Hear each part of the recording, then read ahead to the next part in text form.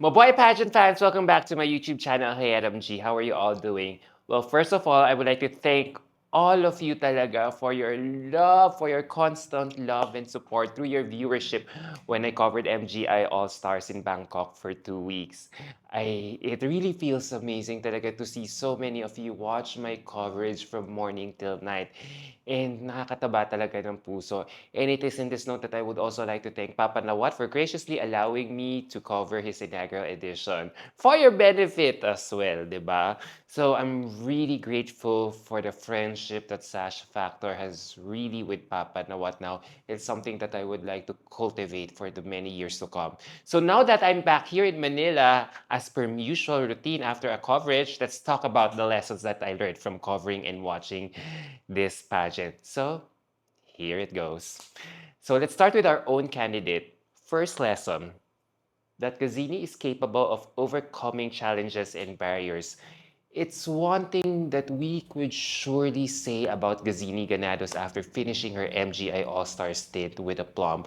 We knew she would definitely be up there, but I did not expect the level of grit and mental fortitude this lady has when it comes to attacking her strategy for this inaugural edition. Truth be told, she has the biggest Herculean task of all the girls competing. That is, competing for an impossible assignment of a back-to-back-to-back situation, which was worse than the back-to-back mission she had faced during her Miss Universe 2019 stint.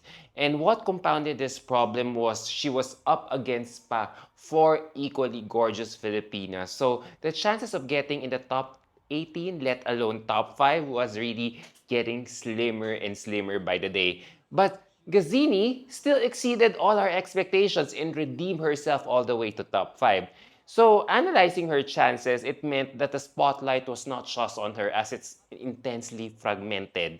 So, to stand out in that specific room required distinct branding, not just generic pageant perfection. And Gazzini knew this from the get-go, so she made herself very relatable right away by opening herself up about the personal reason why she joined this pageant anyway, which was to bring her father home from the war-torn Palestine at this moment. And because aminin talaga natin, her candidacy was being hovered around by her Miss Universe 2019 shadow. Because a lot of people forget how grueling her Miss Universe journey was with the heavy expectations placed on her back then. So returning for an All-Stars edition meant facing past critiques publicly, and turning that into a top 5 finish is the ultimate validation of her growth. So it was really a case of strategy over luck. Her grit did not just show up in her walk. It was in her composure during interviews and how she paced her energy throughout the competition. Overall, Gazzini's redemption here is a story in resilience, proving that past journeys or chapters really don't define the whole story. They're just setting you up for a major comeback. Now, we go to my second lesson, which is that the 30% fan vote is really powerful in determining the fate of the contestants. You know, it really is such an amazing feeling for Gazzini to be called in the top 5, to be called last in the top 5, despite feeling nervous that Tarina Botes from Thailand was still there, given how she made it to the top 5 of this segment just by judges' votes alone. And I really have to credit our Bayanihan spirit in bolstering our support for her. And Fuchsia Rivera na rin because having the fan vote through paid votes meant a huge impact to the remaining contestants, considering how the eventual winner, Vanessa Pulgarin, also ranked one of the lowest in the evening gown segment, which eventually found herself being propelled by her countrymen to top 5. So same goes with Cassini here. Even if some judges were unsure with her performance in this segment, our support really propelled her to top 5 as well. And it was also in this case for Hyung Yang from Vietnam who enjoyed massive support from her countrymen, whether at home or on the ground, to deliver the results despite some judges also lowballing her scores as well. So what does this tell us? That it's not only enough that one delegate just succeeds by merit, but also by the amount of money that you can unload from your war chest in order to win the crown. Yep, money has now become a big factor in winning the MGI All-Stars crown. And this is where Gazzini was prevented from getting to the top three. Because if you check and analyze it, Gazzini was actually in the top three of judges' votes, higher than Colombia and Vietnam's scores. But the lack of votes coming from our country due to the website and system crashing pulled her scores down, which allowed both Vietnam and Colombia to overtake her slot. Yeah. So this is why I do get the hate that Lupita Jones is getting right now from both Vietnamese and Filipino fans because had Lupita given Gazzini a higher score than 5 in the Q&A segment, in the top 5 Q&A segment, the vote gap between Gazzini and Colombia or Vietnam would not have been that big, and Gazzini would have made it to the or would have held to her top three spot till the very end. So yes, let that sink in with these numbers. Gazzini was already a top three candidate in the eyes of the judges. What she needed was a massive push from the fan vote, which unfortunately we weren't able to deliver both online and on the ground. So Gazzini should not really feel bad that she did not win because if you think about it, it's very hard to win in her situation against Lupita lowballing her and the website crashing at the same time. So she can only do so much. But if anything, these official scores really vindicate her completely. She did not lose the spot because of her walk, of her styling, of her Q&A. She really did her job perfectly. And it's a bittersweet reminder that in modern pageantry, the crown is not just won on the runway. It's heavily influenced by the digital ground game now. So Gazzini, if you're watching this, chin up high ka pa rin, guy. As what you did is really still a massive achievement. To go up against that level of competition, overcome a fractured voting base, and completely win over the judging panel to rank third on pure merit alone is something you and your fans and all of us should be incredibly proud of. Kasi Gazzini proved that she is a world-class competitor who delivers when the lights are brightest. She walked away with her head held high, her reputation thoroughly redeemed, and her legacy as a pageant powerhouse firmly secured. So she is definitely an absolute class act from start to finish. So mabuhay ka talaga, Gazzini. And now that we are talking about fan vote, at the same time, let's talk about the biggest beneficiary of them all, which is Hyungyang from Vietnam. As my third lesson will really revolve around her because her campaign, Vietnam's campaign here in MGI All Stars is really all about strategy. Yes, it's really all about strategy from day one.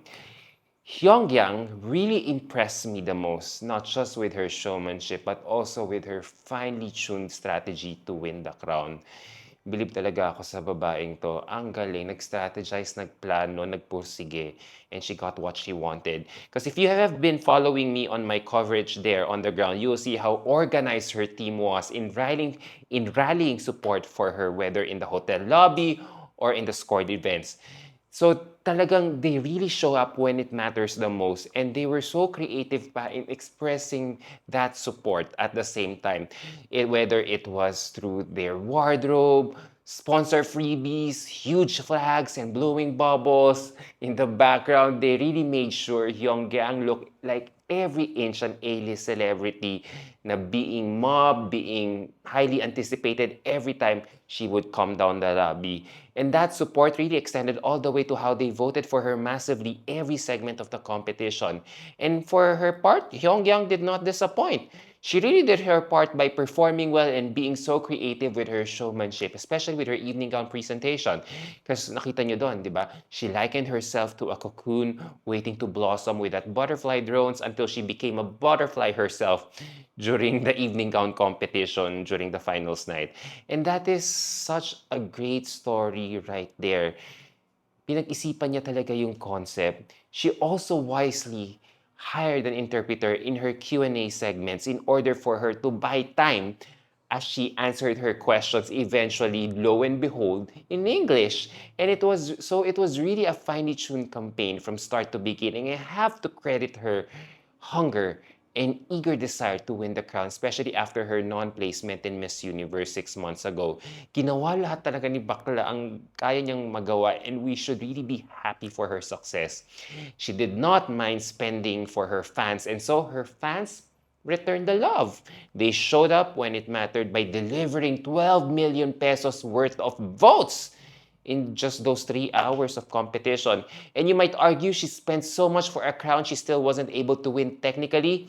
What I'm telling you guys as early as now, that 12 million pesos will still slowly come back to her with the many career opportunities and brand endorsements coming her way after the competition. Ito nga, chinecheck ko na yung social media nila. Kakarating pa lang niya sa Vietnam, dinumog na siya kaagad, di ba? Ganun siya kamahal ng mga Vietnamese people right now because she's really a celebrity in her hometown. So look at her now. She made the unthinkable happen as she is now the highest placing transgender woman in the history of alpha pageants. So congratulations for this massive achievement, Hyungyang. You've really made you made the impossible possible. You really made the unthinkable happen. So I really salute you for everything that you have achieved in this competition. And now we go to my fourth and final lesson, which is you really have to be engaging by showing your personality to win the MGI All-Stars crown. Actually, it's not a new lesson. I just want to emphasize this lang kasi it was really evident on the ground. You really have to be engaging, guys.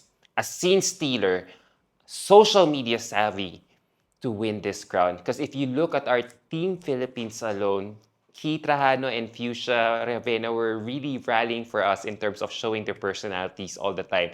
They never once ever became timid during the competition. They never became complacent because having a huge social media following won't just cut it.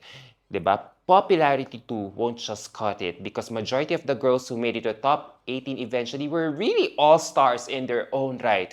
Na they just did not rely on their beauty, laurels, and pasarela skills, but they also showed personalities as well. In fact, two ladies benefited from this, Fuchsia and Gazzini. Kasi 'di ba nakita natin, 'di ba? They were roommates together the whole time during the competition, and being roommates helped them pull up each other in terms of showing their personalities. If at the beginning, si Gazzini lang yung inaabangan ko sa baba ng lobby, it became Fuchsia and Gazzini later on as they were so inseparable. Hence, naghahatakan sila ng pataas. And thanks to Fuchsia's funny content, we eventually got to see Gazzini's personality and vice versa. So having another Filipino to bring out Gazzini's personality can be attributed to this pairing. And so, in a high stakes environment where they were technically competing against each other, choosing to somehow collaborate and uplift one another by, naghahatakan sila ng pataas was a brilliant strategic move. Instead of, splitting our attention in a negative way, both Gazzini and Fuchsia created a joint narrative that fans like me wanted to invest in. Because they realized that probably in MGI, the cameras are always rolling, whether it's an official media partner or a roommate's TikTok. Because the girls who understood that every corridor, breakfast buffet, and bus ride was a stage for their personality are the ones who truly commanded the competition. And it really shows that having a sister delegate, there wasn't a hindrance after all. For Gazzini and Fuchsia, it was the ultimate support system that allowed their true selves to shine. So there you go, guys. What do you think about my lessons learned here? Well, do you still have more lessons to share? Well, let me know on the comment section down below and I will try to reply back from all your feedback. All right, guys, see you on my next video. Bye!